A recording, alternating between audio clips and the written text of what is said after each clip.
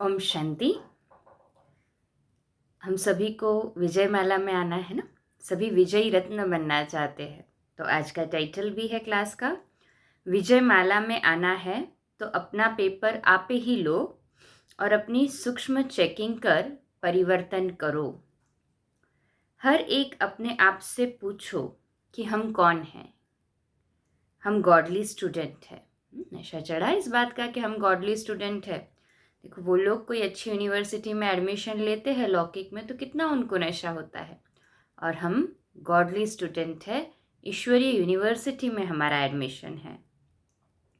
हम राजयोगी है। अपने टाइटल से याद करते रहेंगे ना तो भी बहुत नशा चढ़ेगा। है सभी राजयोगी? कहें हाँ जी बाबा। हम विश्व सेवाधारी है। हद के सेवाधारी नहीं, बेहद के विश्व सेवाधारी।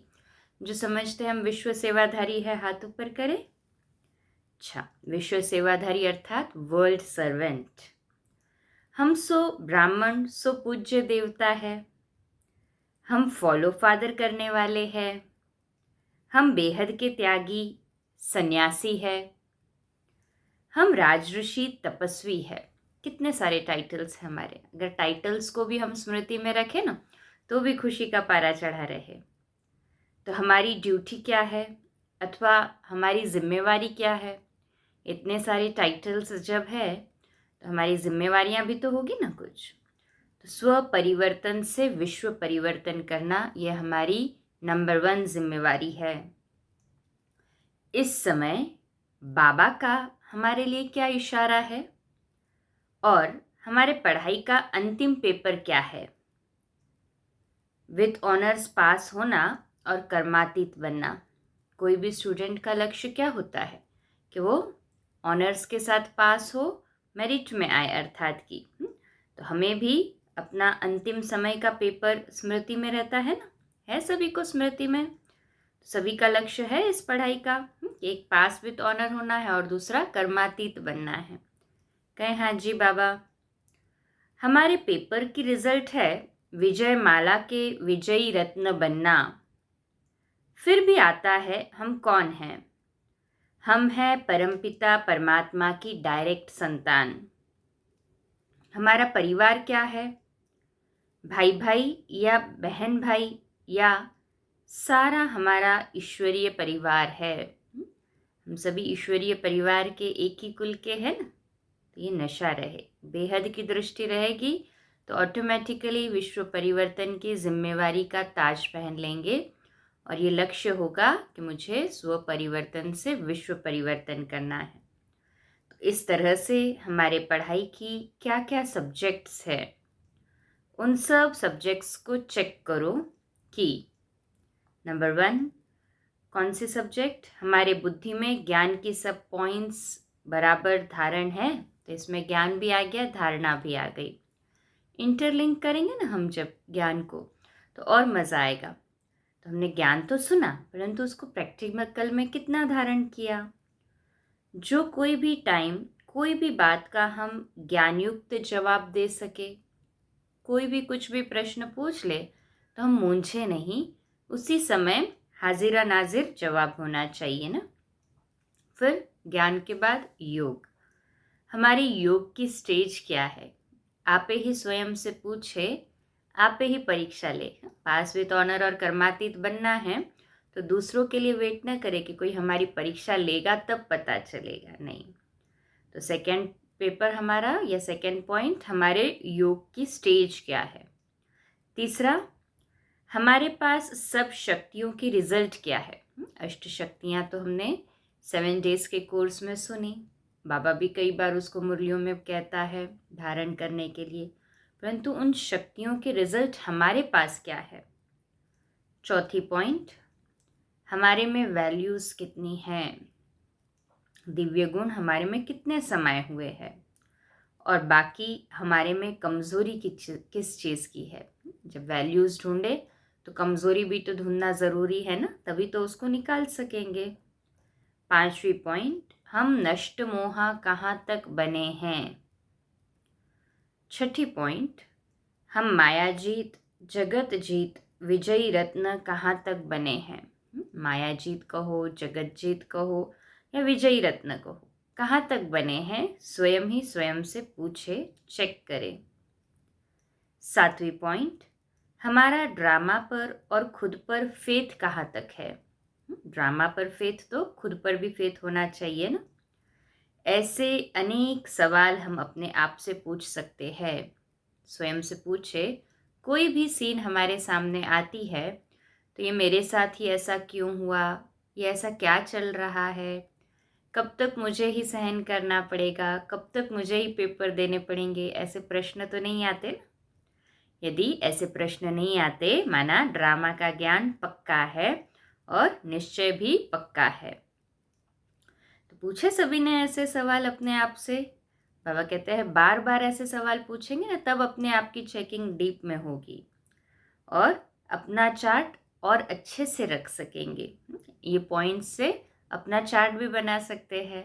हर मंथ भी इसको इन 7 पॉइंट्स को हम अपने जीवन में लक्ष्य बना दे के चेक करेंगे तो हमें खुद ही पता चल जाएगा कि हमारी उन्नति कितनी हो रही है।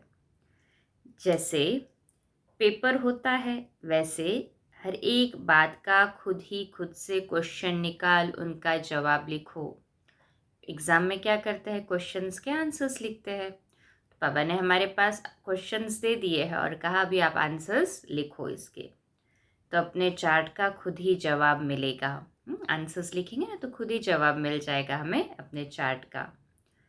फिर देखो कि हम ऑलराउंड नंबर 1 है या नंबर 2 है। अगर अभी हमारा पेपर हो तो हम कहाँ तक उन सब में पास हो सकते हैं। समझो निर्भयता का पेपर आता है तो हम निर्भय है या डरपोक है। निर्भय है या डरपोक है हम। निर्भय होना माना कोई भी चीज़ हो, कोई सेवा हो, कोई विशेष हमें जिम्मेवारी सौंपी गई, तुरंत हाँ जी का पाठ पक्का करना, ड्रामा पर निश्चय होना कि हर कल्प किया है हमने तो इसमें क्या बड़ी बात है। परंतु जहाँ न समझे वहाँ बड़ों से ज़रूर पूछे, परंतु निर्भय होकर करना, सभी में हाँ जी होना। तो है सभी ऐसे ऑलराउंड सेवाधारी नंबर 1 है सभी। हाथ ऊपर करे जो समझते हैं हम नंबर 1 हैं। अच्छा, नंबर 1 है ना सभी, नंबर 2 में तो नहीं है ना। हाँ, ऐसे ही नंबर 1 बनना है, इसका लक्ष्य रखे। इन 7 पॉइंट्स को रिवाइज करके इसका चार्ट बनाए और स्वयं ही आंसर्स लिखेंगे सभी ये 7 पॉइंट्स के आंसर्स। इसका क्लास को थोड़ा सा आगे जाके वापस से अगर सुन लेंगे तो 7 पॉइंट्स नोट कर सकेंगे अपने पास, है ना। और रात को आज बाबा को लेटर में वो चार्ट के पॉइंट्स लिख के देना। साथ लिखेंगे, कौन कौन लिखता है। ओके, हम सभी लिखेंगे ना, बाबा को ये चार्ट में पॉइंट्स देंगे 7 आज। तो ऐसे निर्भय बनना है। तो निर्भयता का पेपर आता है तो हमें चेक करना है कि हम डरपोक तो नहीं है ना। ऐसे ही फिर कोई देह अभिमान का पेपर आता है तो हम देही अभिमानी रह सकते हैं या नहीं, क्योंकि देह अभिमान हमें नीचे ले आएगा। तो ऐसा कोई समय आता जो सत्यता का जवाब देना पड़ता है, परंतु डर के कारण सत्य नहीं बोल सकते, झूठ बोल देते हैं। तो कारण है डरना या कारण हुआ देह अभिमान। क्लियरली कहा बाबा ये पॉइंट में कि जिस समय सत्यता का जवाब देना पड़े तो निडर होकर सत्य कह सके, झूठ न बोले कि भाई पता नहीं कैसा रिस्पॉन्स होगा, या झूठ बोलेंगे तो हमारा कहीं वैल्यू डाउन तो नहीं हो जाएगा। नहीं, तो डरने के कारण भी, देह अभिमान के कारण भी झूठ निकल जाता है मुख से। बाबा ने कहा है अब मुक्ति वर्ष मनाओ। मुक्ति वर्ष मनाएंगे ना सभी, कहें हाँ जी बाबा। तो मुक्ति के लिए हमें इन सभी पेपर्स में पास होना है। तब इन सभी पेपर्स में पास होना है तभी मुक्ति मिलेगी। ऐसे नहीं कि हो जाएगा समय पर, नहीं। और पास होने के लिए एफर्ट्स तो करने ही पड़ेंगे ना। हम सोचे कि समय पर हो जाएगा तो फिर नुकसान तो अपना ही होगा। तो यह खुद ही खुद से मेहनत करना है, तभी मुक्ति मिलेगी। चेक करना और विजयी बनना। प्योरिटी की सब्जेक्ट में मनसा अर्थात दृष्टि, वृत्ति और फिर वाचा, संबंध, संपर्क, संकल्प, विकल्प, यह सब कहाँ तक यथार्थ है। ज्ञान, योग, सेवा और कहाँ आ गए अभी धारणा की पॉइंट पे। तो हमारी मुख्य सब्जेक्ट ही क्या है धारण करने के लिए, प्योरिटी है ना। तो स्वयं से पूछे, मनसा, वाचा, कर्मणा, वृत्ति, दृष्टि, संबंध, संपर्क, संकल्प, विकल्प, इन सब में हमारी प्योरिटी कहाँ तक यथार्थ है। इसमें पहले अपने आप को मार्क्स दो। चार्ट लिखते हैं ना सभी, तो अपने आप को मार्क्स देते हैं ना चार्ट में। तो ऐसे ही प्योरिटी की सब्जेक्ट में भी हम पहले अपने आप को मार्क्स दें। वाचा और कर्मणा, इन सब में कहाँ तक फुल मार्क्स ले सकते हैं। ऐसे ही वाचा और कर्मणा में भी हमने कितने फुल मार्क्स लिए हैं, ये अपने आप से पूछना है। वाचा और कर्मणा, इन सब में कहाँ तक मार्क्स लिए हैं, फुल मार्क्स लेने का लक्ष्य रखना है ना। और स्वयं ही साक्षी हो, देखो कि हम कहाँ तक उसमें विजयी है। ऐसे नहीं कि ये चार्ट देख के यदि हमारे मार्क्स या परसेंटेज कम आ रहे हैं तो दिल शिकस्त हो जाए, नहीं। ये हमारा पुरुषार्थ बढ़ाने के लिए 7 पॉइंट्स का मुख्य पुरुषार्थ है। और इसमें अपने आप साक्षी होकर हमें देखना है। जब साक्षी होकर अपनी रिजल्ट देखेंगे ना, तो स्वयं ही समझेगा कि कहाँ कमी पड़ रही है, कौन सी कमजोरी को मुझे ओवरकम करना है। तो सभी ऐसे ही विजयी रत्न है, विजयी रत्न की माला में आना है ना सभी को। कहें हाँ जी बाबा। तो देखो उसमें साक्षी होकर इन सारे पॉइंट्स में कि हम उसमें विजयी है। ऐसे तो अनेक पॉइंट्स है। यदि बाबा की मुरलियों का संग्रह देखें तो पॉइंट्स तो अनेक है, परंतु पुरुषार्थ स्टेज वाइज ही होगा ना। तो समझे ये 7 पॉइंट्स हमारा फर्स्ट फ्लोर है। जब स्टेप्स चढ़ते हैं तो लक्ष्य होता है first floor, second floor, third floor. तो ये हमारा लक्ष्य हो फर्स्ट फ्लोर तक पहुंचने के लिए, ये 7 पॉइंट्स का, ठीक है। जैसे ड्रामा पर हम सदा ही अडोल रहते हैं। जो होता है सो अच्छा, जो होगा सो अच्छा, जो हो रहा है सो अच्छा। ड्रामा की पॉइंट पक्की है ना। कुछ भी होता है तो हम क्या कहते हैं, भाई इसमें भी कल्याण होगा। हमें तब समझ में नहीं आता है कि क्या कल्याण है, परंतु हम ये बोल के निश्चिंत हो जाते हैं और बाबा पर निश्चय रखते हैं ना। तो थोड़े समय बाद हमें स्वयं ही पता चलता है कि भाई इसमें तो बहुत बड़ा कल्याण समाया हुआ था, जिससे हमारी स्थिति हर परिस्थिति में अडोल रहती है। सभी अडोल है ना। अनुभव है सभी का कि कोई भी परिस्थिति पेपर आ जाए तो हम अडोल रहे। जो समझते हैं हम जो भी पेपर या परीक्षा आ जाए हम अडोल है, वो हाथ ऊपर करे बाबा के सामने। कोई भी पेपर आ जाए फिर बिल्कुल भी हलचल में ना आने वाले। अच्छा, मुबारक हो। तो जिससे हमारी स्थिति हर परिस्थिति में अडोल रहे, ये चेक करें। दूसरों को भी देखते तो लगता इसका भी ड्रामा में यह पार्ट है, खेल है। तो जब परिस्थिति में अडोल रहते हैं तो ऐसे नहीं दूसरों के लिए संकल्प विकल्प चलाए, नहीं, दूसरे को भी देखे ना। तो ये ड्रामा पक्का हो कि इसका ड्रामा में ये पार्ट है। जैसे कोई मूवी होती है, हर एक का विलन भी होता है, हीरो भी होता है। तो ये नहीं कभी क्वेश्चन चलता कि विलन का ही क्यों रोल कर रहा है। भाई विलन का रोल कर रहा है तभी तो मूवी बनी ना। तो इस ड्रामा में भी कोई भी हमारे साथ कैसा भी एक्ट प्ले करे, ज़रा भी संकल्प में ये प्रश्न न आए कि ये मेरे साथ ऐसा क्यों कर रहा है, ठीक है। तब अडोल स्थिति रहेंगी और ड्रामा में सभी का पार्ट ऐसा है, खेल है, ये समझ के चलेंगे तो विजयी रहेंगे।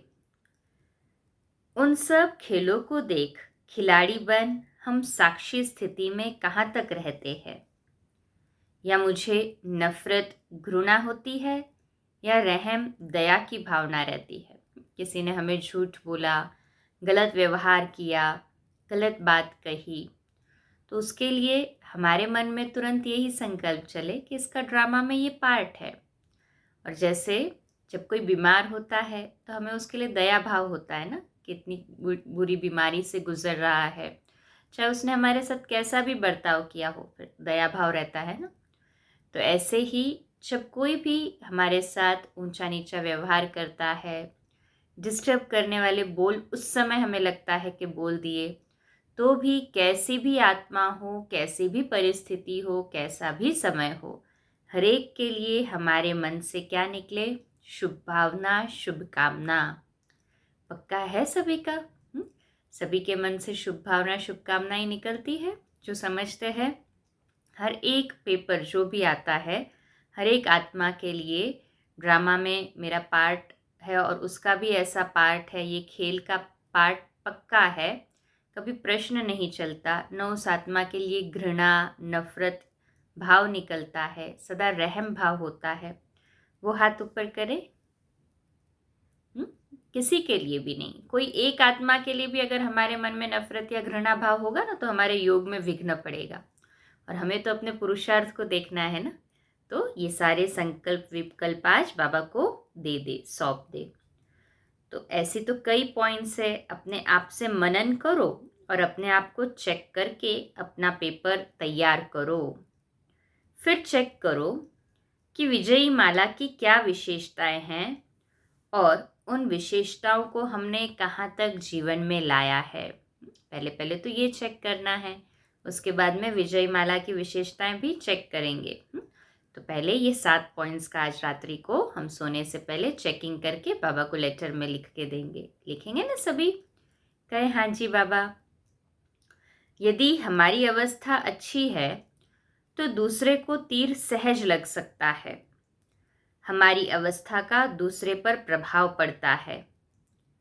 जैसे दूध कितना स्वच्छ होता, उसमें जरा सी भी दही या नींबू का एक बूंद भी अगर डालो तो दूध फट जाएगा ना, स्वाभाविक है। तो देखिए एक बूंद में भी कितनी शक्ति है कि सारे के सारे दूध को उसने परिवर्तित कर दिया। तो वास्तव में हम आत्माएं भी इतनी ही स्वच्छ है। महसूस करते हैं सभी हम इतने स्वच्छ है? हाँ, जो समझते हैं वास्तव में हम इतने स्वच्छ आत्माएं, वो हाथ ऊपर करें। अच्छा, अभी नेक्स्ट पॉइंट इंपॉर्टेंट है। उसमें थोड़ा भी कोई दोष होता तो उसका असर अच्छी स्थिति पर फौरन पड़ता है। देखिए अमृत वेले से हम इतना अटेंशन रखते हैं स्वयं के ऊपर, रात्रि क्लास करके सोते हैं, रात को भी बाबा को ज्वालामुखी योग में पावरफुल याद करके सोते हैं, तो सुबह अमृत वेला भी कितनी अच्छी स्थिति होती है। परंतु फिर दिन में कार्य व्यवहार करते हैं तब विशेष हमें देखना है कि हमारे मन में, इस स्वच्छ मन में कोई भी संकल्प विकल्प का दोष न आए, नहीं तो सारी स्थिति खराब हो जाएगी। इसलिए हमें बहुत बहुत स्वच्छ आत्मा है, इसका अभ्यास करना है और इस पर अचल अडोल रहने के लिए हर एक का ड्रामा में पार्ट साक्षी हो देखना है। इसका पार्ट ड्रामा में ऐसा है, ऐसा निश्चय रखना है और स्वयं पर पुरुषार्थ करना है। तो हम दूध से भी प्योर है। आज ये अपने आप को पक्का करा दे, हम कैसे हैं? दूध से भी प्योर है ना सभी? कहें हाँ जी बाबा।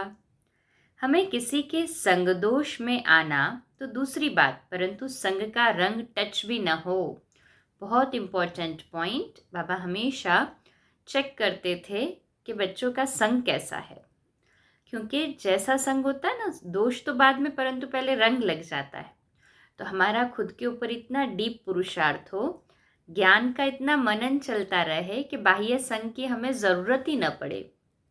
बाह्य संग की ज़रूरत माना कार्य व्यवहार में तो आना पड़ता है, परंतु अटैचमेंट मन और बुद्धि से किसी का न हो। अपना कार्य व्यवहार और जिम्मेवारी समझकर कार्य कर ले, फिर वो चाहे परिवार में हो, चाहे जहाँ पे वर्क प्लेस है वहाँ पर हो, परंतु सभी से कार्य करते हुए भी क्या हमें स्मृति रहे, मैं दूध के समान प्योर है, पवित्र आत्मा हूँ। मुझे अपना अटेंशन स्वयं रखना है। रोज़ बाबा को लेटर लिख के देते हैं, चार्ट लिख के देते हैं, तो और अधिक गहरा अटेंशन रहता है। तो किसी के संग दोष में आना तो दूर की बात, परंतु संग का रंग भी टच न हो, इसकी सबको बहुत संभाल रखनी है।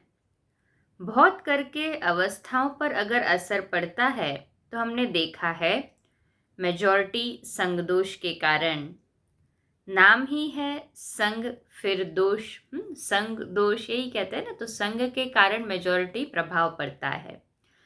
इसलिए हमारा संग कैसा हो? श्रेष्ठ संग हो। और बाबा के जैसा ऊंचा संग तो कोई हो ही नहीं सकता। एकांतवासी एकांत प्रिय बनकर जितना बाबा को याद करते रहेंगे, तो ये तो सबसे ऊंचा और श्रेष्ठ संग है। तो एक संग ऊंचा भी बनाता है और एक संग नीचे गिराता है। इसलिए संग की बहुत खबरदारी रखो, क्योंकि उसका असर मन बुद्धि पर बहुत पड़ता है। तो सभी विशेष अटेंशन रखेंगे ना अपने संग पर। जो समझते हैं हम विशेष अटेंशन देंगे अपने संग पर, वो हाथ ऊपर करे। अच्छा अच्छा। और बाबा को अपना संगी साथी तो बना के ही रखते हैं ना सभी। कहें हाँ जी बाबा। अच्छा, मुबारक हो। तो आज हमने दादी प्रकाश मणि जी का क्लास सुना, जो कि 1998 में दादी ने सभी को कराया था। सोचिए, तब बाबा दादी ने हम सभी को इतना डेप्थ में लेकर गए थे। तो अभी तो समय और अधिक तीव्र हो चुका है, परिस्थितियाँ कितनी नाजुक हो चुकी है, सभी जान रहे हैं, सभी दिखाई दे रहा है। तो अपने ऊपर विशेष अटेंशन रहे, हमारे पुरुषार्थ पर हमें ही ध्यान देना है। जितना हम अपने पुरुषार्थ पर ध्यान देंगे तो विजयमाला में आ सकेंगे। अपना पेपर आपे ही लेना है और सूक्ष्म चेकिंग करके परिवर्तन करना है। ठीक है, करेंगे ना सभी ऐसे परिवर्तन। हाँ, स्व परिवर्तन से ही तो विश्व परिवर्तन करना है। अच्छा, कल सुबह मिलेंगे अमृत वेला लाइव 4 बजे, योग भोग पानी चार्जिंग और मुरली के लिए, और ऐसे ही रात्रि क्लास 8:45 बजे। अच्छा, शुभ रात्रि। ओम शांति।